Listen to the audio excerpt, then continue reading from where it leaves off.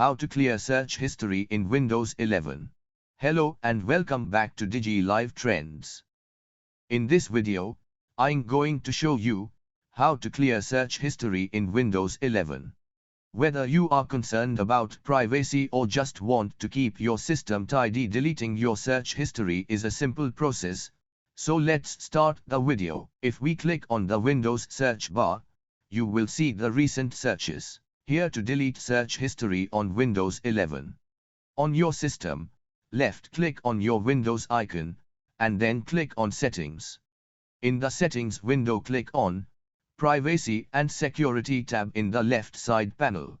Under Windows Permissions section, click on Search Permissions.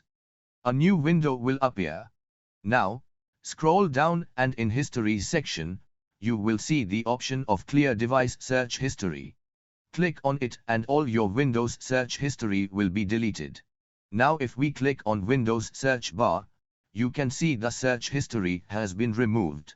So this is how you can simply clear search history in Windows 11.